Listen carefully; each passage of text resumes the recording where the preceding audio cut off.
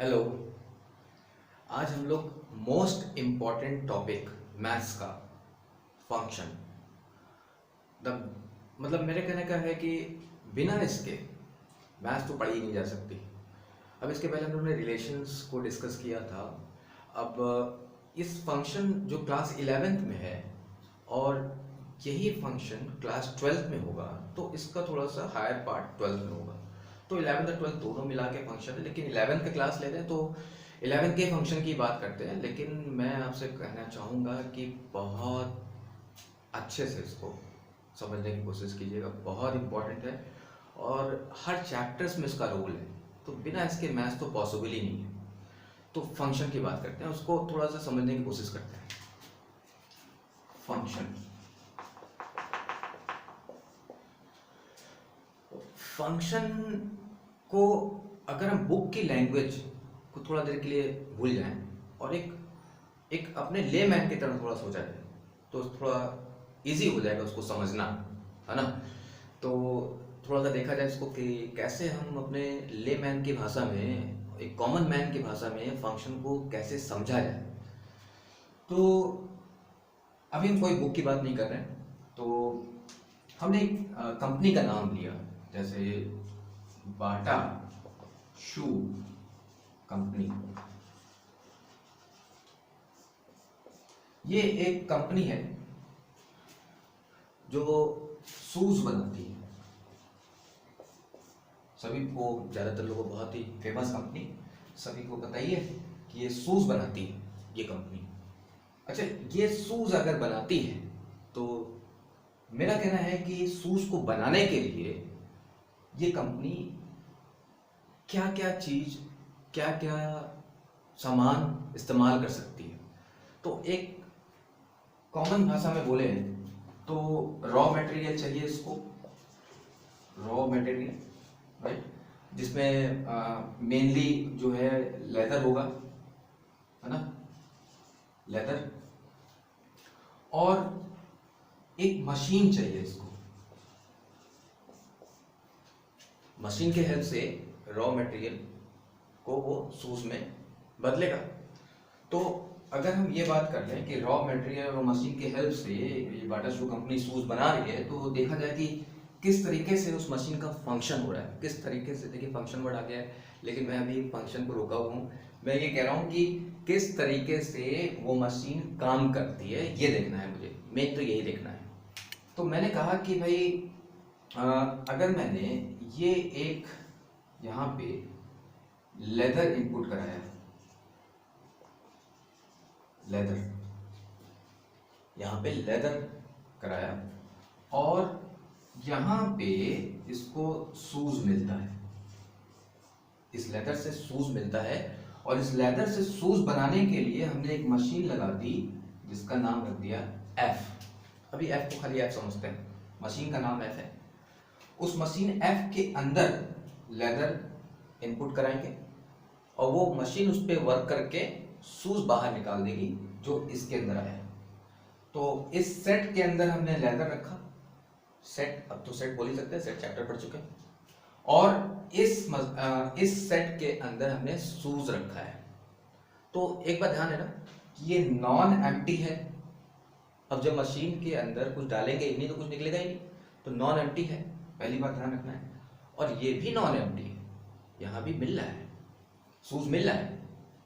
तो एक बार फिर से लेदर को इस मशीन एफ में इनपुट कराया और शूज बाहर निकला, करेक्ट, यहां तक समझे। अब इसमें एक दो क्वेश्चंस होंगे जिसकी वजह से हमको ये चैप्टर बड़ा अच्छे से क्लियर हो जाएगा। मेरा ये क्वेश्चन है कि ये मशीन काम कर रही है, तभी तो उसको लिया गया। अब बताइए कि मशीन में हमने लेदर इनपुट कराया और शूज बाहर ना निकले, तो इस मशीन को रखने से क्या फायदा। तो मशीन में अगर लेदर इनपुट कराया है तो शूज को तो निकलना पड़ेगा, करेक्ट है। अब मैंने दूसरा क्वेश्चन एक किया कि अगर हमने यहां पे कोई दो पेयर शूज के लिए लेदर इनपुट कराया फिर से मेरा क्वेश्चन, 2 पेयर शूज हमें चाहिए यहाँ पे, उसके लिए मैंने यहाँ लेदर इनपुट कराया तो 2 पेयर शूज यहाँ मिल गए। मशीन बहुत बढ़िया काम कर रही है, मिल गया 2 पेयर। क्या 1 पेयर भी मिल सकता है? जबकि मैंने 2 पेयर शूज के लिए लेदर इनपुट कराया है, तो उसके लिए क्या 1 पेयर ऑफ शूज भी मिल सकता है? तो हमने सोचा ठीक है भाई, मिल तो रहा है, मशीन काम तो कर रही है, हो सकता है रॉ मटेरियल यहाँ पे कुछ फंस गया हो, लेकिन 1 पेयर तो उसने दे दिया, तो मशीन काम कर रही है, मशीन को रखना है, तो 1 पेयर भी मिल सकता है, 2 पेयर भी मिल सकता है। नो पेयर ऑफ शूज क्या मिल सकता है? No pair of shoes. मैंने 2 पेयर शूज के लिए लेदर इनपुट कराया और शूज बाहर ही नहीं आया, तो मशीन का फायदा ही क्या है? मशीन काम कर रही है, मैंने कहा था आपसे मशीन काम कर रही है। इसका मतलब ये है कि ये वाला पॉसिबिलिटी नहीं हो सकता। मतलब 2 पेयर से 2 पेयर शूज मिल सकता है, 2 पेयर लेदर से 1 पेयर ऑफ शूज भी मिल सकता है, लेकिन 2 पेयर ऑफ शूज रखा और पेयर ही ना निकले, ये पॉसिबिलिटी नहीं है। तो ये सारा थोड़ा सा एक छोटी सी कहानी के जरिए अगर हम इसको समझ लें कि मैंने पहली बात कहा कि नॉन एम्प्टी होना चाहिए, ये हमारे सेट्स क्या हैं? नॉन एम्प्टी सेट्स हैं। अब हमने कहा कि लेदर का नाम कुछ रखते हैं, अगर मान लीजिए ABCD, ये नाम है लेदर के, और यहाँ शूज के नाम रख दें, अगर मैंने अल्फा, बीटा, गामा, डेल्टा, है ना, ABCD लेदर हो गए, और अल्फा, बीटा, गामा, डेल्टा आपके शूज बन के बाहर आ गए। और मैंने यहाँ पे कहा कि अगर हमने A नाम का लेदर इनपुट कराया है, तो क्या उसके लिए शूज बाहर निकलेगा? तो आप बोलेंगे जरूर निकलेगा, बिल्कुल निकलेगा, क्योंकि हमने जैसे ही लेदर इनपुट कराया तो इसका शूज बाहर आएगा ही आएगा। B नाम का लेदर हमने इनपुट कराया, इसके लिए भी शूज बाहर आएगा। C नाम का लेदर इनपुट कराया तो इसके लिए भी शूज बाहर आएगा, और D नाम का कराया तो भी शूज बाहर आएगा। तो ये जो कहानी हुई इसमें, अगर मैंने कहा कि A नाम के लेदर ने बीटा नाम का शूज दे दिया, बीटा नाम का, और B नाम के शूज ने लेदर ने अल्फा नाम का शूज दिया, और C नाम के लेदर ने गामा नाम का शूज दिया, और D नाम के लेदर ने डेल्टा नाम का शूज बना दिया। बहुत बढ़िया, फंक्शन काम कर गया। अब मैं थोड़ा सा चेंज करता हूं उसको, और मैं चेंज करके थोड़ा सा ये लिखूं कि मैंने यहां पे A नाम का लेदर डाला और बीटा नाम का शूज बाहर आया, ठीक है, ये दिखा रहा है। B नाम का लेदर डाला, अल्फा नाम का शूज आया, ये भी दिखाया। C नाम का लेदर डाला, गामा नाम का शूज आया, ये भी सही है। लेकिन जब मैंने D नाम का लेदर डाला तो यहां से कोई शूज बाहर नहीं आया। चलिए मैं इसको भी मिटा देता हूं, लेकिन मैंने यहां पे डाला, तो क्या ये फंक्शन है? क्वेश्चन ये हुआ कि क्या ये मशीन है? ये फंक्शन नहीं है, क्योंकि मैंने आपसे कहा था कि जब भी आप इसमें लेदर इनपुट कराएं तो शूज तो निकलना ही चाहिए, और शूज बाहर इसके लिए नहीं आया, तो ये फंक्शन नहीं है।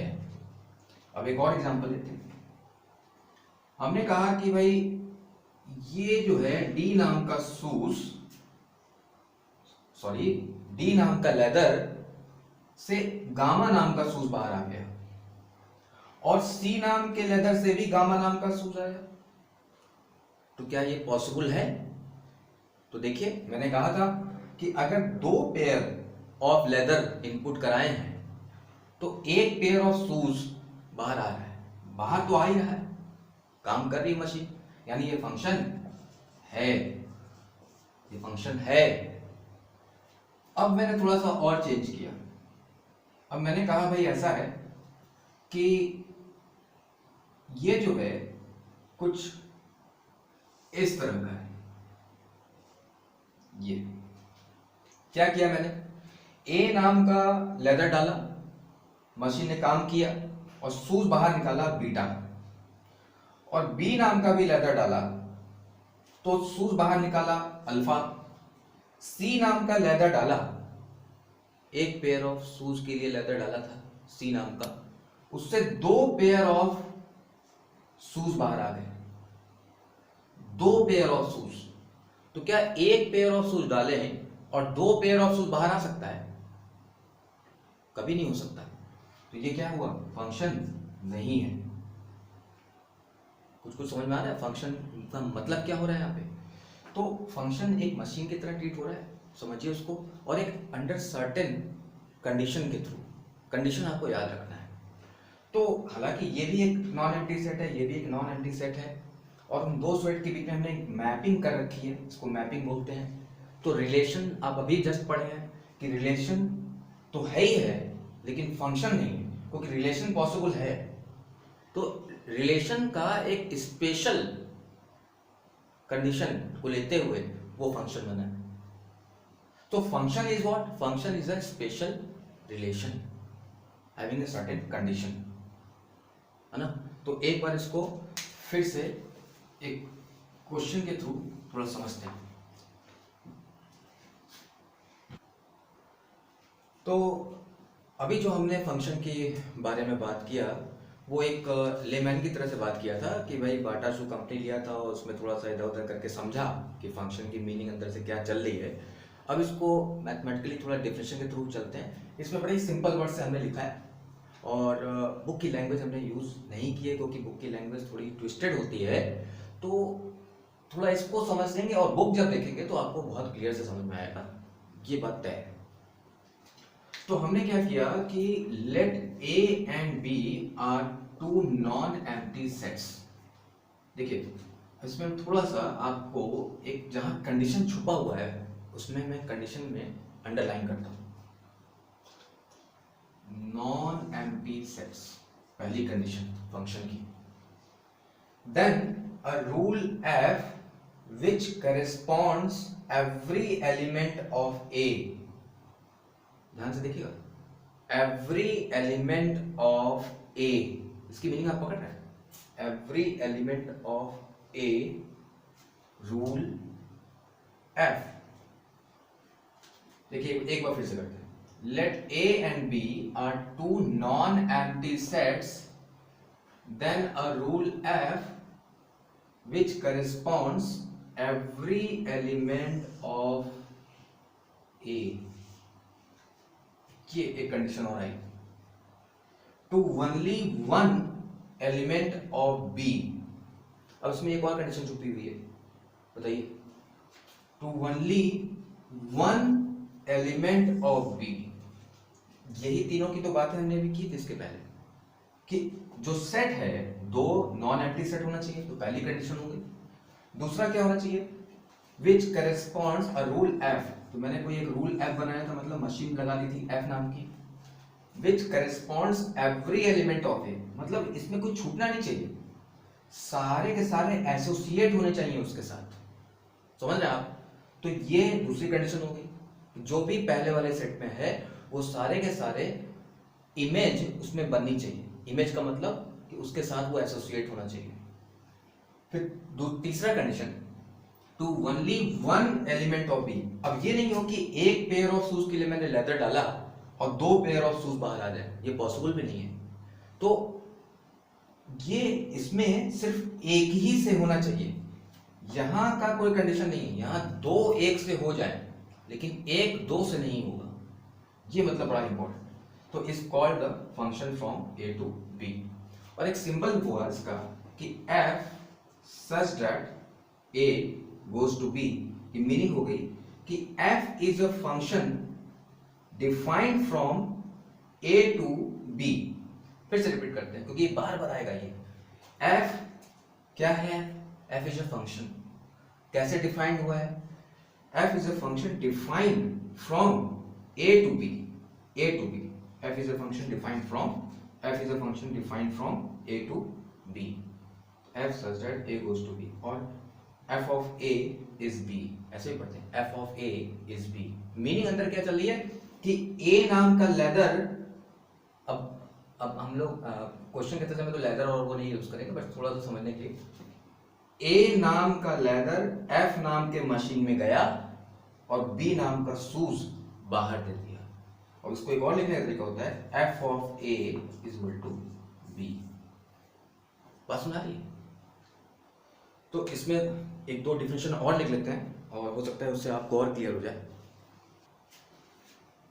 ये देखिए एक और डेफिनेशन लिख लिया फंक्शन की। इसके पहले भी हमने एक वो फंक्शन की डेफिनेशन लिखी बहुत ही सिंपल लैंग्वेज में, और ये भी बड़े सिंपल लैंग्वेज में हमने लिखी है। तो फंक्शन है क्या, पहली बात तो हमने पहले सेट्स पढ़ा था, फिर रिलेशन पढ़ा था, अब हम फंक्शन पढ़ रहे हैं।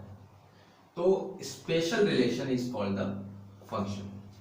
मतलब हर रिलेशन को हम फंक्शन नहीं कह सकते, है ना, उसमें उस रिलेशन में एक सर्टेन कंडीशन होनी चाहिए, तभी वो फंक्शन होगा। वो कंडीशन क्या है? The two conditions for a relation to be a function. पहला, every single element of X should have an image in Y, है ना।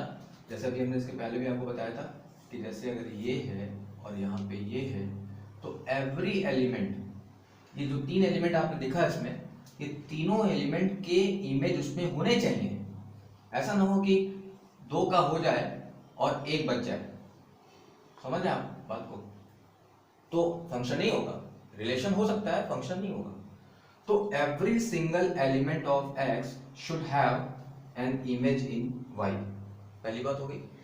दूसरी बात, every single element in X should be mapped only to one element in Y. मतलब कि ऐसा ना हो कि ये वाला बंदा, मान लीजिए यहाँ ए है, ये बी है, ये सी है, ये वाला बंदा से मैप्ड हुआ बी और यही वाले बंदे से मैप्ड हो गया सी, तो एक, याद है, एक पेयर ऑफ लेदर से दो शूज नहीं निकल सकते, तो एक से दो इमेज नहीं बन सकती। तो पहला क्या था कि सारे के सारे एलिमेंट्स मैप होने चाहिए उधर। दूसरा क्या था कि एक से दो नहीं हो सकते, एक से मैनी नहीं हो सकता, तो ओनली टू वन एलिमेंट लिखा है, तो only to one element in Y. हाँ, ये हो सकता है कि वाई के मल्टीपल मैपिंग हो जाए, element of Y can be mapped multiple elements of X, ये पॉसिबल है। जैसे अगर मैंने ऐसे बना दिया कुछ इस तरह का, जैसे ये 1 2 3, ये ए बी सी, अब मैंने ये कह दिया ऐसे कुछ, दिस इज अ फंक्शन, ठीक है ना। Many of them are mapped with a single, लेकिन वन टू मैनी नहीं हो सकता, मैनी टू वन हो सकता है। तो वही मैंने कहा कि अगर इधर से देखें तो एक जो ये एलिमेंट है y का, इसको हमने y सेट मान लिया, इसको कैपिटल X मान लिया, तो y का एक एलिमेंट मैप्ड हो गया है x के कई से, तो ये भी पॉसिबल है, लेकिन इधर से उधर पे पॉसिबल नहीं है। तो ये बहुत सी डेफिनेशन है इसकी, तो सिंपल डेफिनेशन में हमने इसको लिखा। बुक के लैंग्वेज में जब आप इसको मैच करेंगे तो कुल मिला करके यही कंडीशन नजर आएगी आपको। तो फंक्शन को समझना बहुत जरूरी है। एक बार अगर ये आपके दिमाग में घुस गया, ये डेफिनेशन अगर अच्छे समझ में आ गई, तो सम्स तो होते रहेंगे, सम्स तो बहुत अच्छे से होंगे, there is no problem at all. लेकिन कई बार ऐसा होता है कि हम डोमेन निकाल लेते हैं, रेंज निकाल लेते हैं, बाकी चीज़ें भी कर लेते हैं और अच्छे से आंसर भी पुट कर देते हैं, लेकिन यही नहीं समझ में आता कि फंक्शन क्या चीज़ है। तो फंक्शन तो हर चीज़ में आ गया, जैसे trigonometric function, sine X, cos X, sec X, cosec X, cos X, sine inverse X, cos inverse X, सारे इनवर्स फंक्शन। आप अलजेब्राइक फंक्शन देख लो, आप एक्सपोनेंशियल फंक्शन देख लो, e to power x, a to power x, logarithmic function देख लो, log x to the base e, log x to the base a, सारे फंक्शन हैं। तो वो फंक्शन तभी है जब ये सारे कंडीशंस पे फॉलो हो रहे होंगे, अदरवाइज वो फंक्शन नहीं है, ठीक है। तो हम लोग थोड़ा सा और अभी इस पर बात करेंगे, क्योंकि फंक्शन का चैप्टर इतना इंपॉर्टेंट है कि हमें एक्सप्लेनेशन बहुत जरूरी है इस पर देना। तो अभी थोड़ी देर में इसको और भी वो कुछ सम्स लेके आएंगे, उससे हम पकड़ेंगे कि क्या ये फंक्शन है कि नहीं, उसको जज किया जाएगा। ओके, देखिए एक क्वेश्चन हमने लिया है कि एक सेट x है, कैपिटल X नाम है सेट का, जिसके अंदर 1 2 3 4 ये चार एलिमेंट्स हैं, और ये एक रिलेशन दिया हुआ है f, और ये f रिलेशन में ऑर्डर्ड पेयर है, ऑलरेडी सेपरेटेड बाय कॉमास है, और ये रिलेशन क्या फंक्शन है ये पूछ रहा है आपसे। तो एक रिलेशन फंक्शन तब होता है जब उसमें एक सर्टेन कंडीशन को फॉलो करने की प्रॉपर्टी हो, मतलब वो दिखाए उसके अंदर कि हाँ वो कंडीशन है फंक्शन की। तो फंक्शन की कंडीशन अभी हम लोगों ने 2-3 डेफिनेशन में बहुत अच्छे से देखी है, और इसको बेस्ट तरीका है कि अगर हम मैप करके जल्दी बना लें तो बेटर होगा। तो मैं एफ के लिए अगर मैंने एक सेट ये बनाया, दूसरा सेट ये बनाया, इसका नाम हमने कैपिटल एक्स रख दिया, इसका नाम हमने कैपिटल वाई रख दिया, और एक मशीन यानी फंक्शन लगा दिया एफ नाम का। और इसमें आपको देखिए ये 2 1 2 3 4 ये सारे इसके अंदर है, यानी 1 2 3 4, तो 1 2 3 4 आगे सारे के सारे इसमें मैप होने चाहिए। तो मैप हो रहा है, तो 2 किससे हो रहा है? 2 3 से हो रहा है, तो यहाँ पे मैंने 3 लिखा, 2 3 से हो गया। 1 किससे मैप हुआ है? 4 से हुआ है, तो मैंने यहाँ 1 को 4 लगा दिया। 2 किससे हुआ है? 1 से हुआ है, तो 2 1 से हो गया। 3 किससे हुआ है? 2 से हुआ है। 4 किससे हुआ है? 4 से हुआ है, तो 4 ऊपर ऑलरेडी है, 4 हमने यहां बना दिया। अब हम आपसे पूछ रहे हैं कि क्या ये रिलेशन फंक्शन है?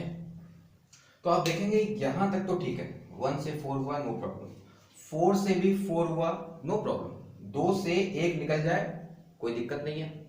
लेकिन प्रॉब्लम यहां हो गई, देखिए इस जगह पे एक पेयर ऑफ शूज के लिए लेदर इनपुट कराया और 2 पेयर ऑफ शूज बाहर आ गए, 2 पेयर 3 और 1। देखिए 2 से 3 भी एसोसिएट किया है, यानी 2 का इमेज 3 है और 2 का भी इमेज क्या है? 1 है। तो बात तो फंक्शन की क्या थी कि एक से दोनों होने चाहिए, एक से यूनिक एलिमेंट ही एसोसिएट होना चाहिए। तो यहाँ पे ये फेल हो गया, तो this is not a function, ये फंक्शन नहीं है। दूसरा को देख लेते हैं। यहाँ पे देखिए एक ये मैंने 1 2 3 4 तो डालने ही पड़ेंगे यहाँ पे 1 2 3 4, और यहाँ पे फंक्शन का नाम इस बार क्या है? रिलेशन का नाम जी। अब ये रिलेशन है, अभी बाद में हम चेक करेंगे कि ये फंक्शन हुआ कि नहीं। अब देखिए 1 यहाँ पे 1 के साथ ठीक है ये, फिर यहाँ पे हमने देखा 2, तो 2 यहाँ पे तो है ही नहीं, फिर 3 का 1 के साथ ठीक है भाई, और 3 भी हो गया, 4 है 2 के साथ, ये भी ठीक है। अब देखिए 1 2 3 4 डाला और यहाँ पे 1 एसोसिएट हुआ, 3 भी एसोसिएट हुआ, 4 भी एसोसिएट, सब कुछ ठीक लगा, लेकिन एक कंडीशन को फेल कर दिया। क्या? कि जब हमने 2 नाम का लेदर डाला था, इसका शूज बाहर ही नहीं आया, तो ये एसोसिएट नहीं किया। Each and every elements of the set x should be having the mapped with the another set. यहाँ इसका मैपिंग नहीं हुई, तो ये फंक्शन नहीं हुआ, तो G is also not a function. फिर एक इसका देख लेते हैं।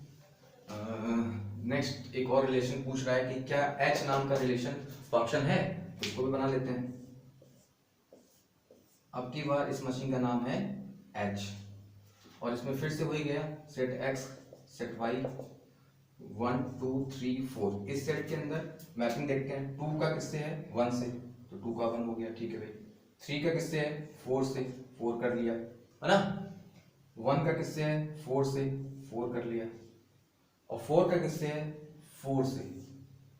अब देखिए हमको इधर ही देखना होता है, क्या सारे के सारे एलिमेंट्स की इमेज उधर मिल रही है? मिल रही है। यहां पे देखें अगर, तो 2 का 1 से हो गया, कोई दिक्कत नहीं, 2 का 1 से हो सकता है। 2 पेयर ऑफ लेदर डाला और 1 पेयर ऑफ शूज निकले, कोई दिक्कत नहीं, निकल तो रहा है ना। तो ये हमारा फंक्शन है, this is a function, function है। तो इस तरीके से हमने इसको समझा कि कौन से फंक्शन है कौन से नहीं है, और डिफिनेशन बड़े अच्छे से इसको याद रहनी चाहिए, है ना। डिफिनेशन का मतलब समझना चाहिए कि कैसे ये फंक्शन है।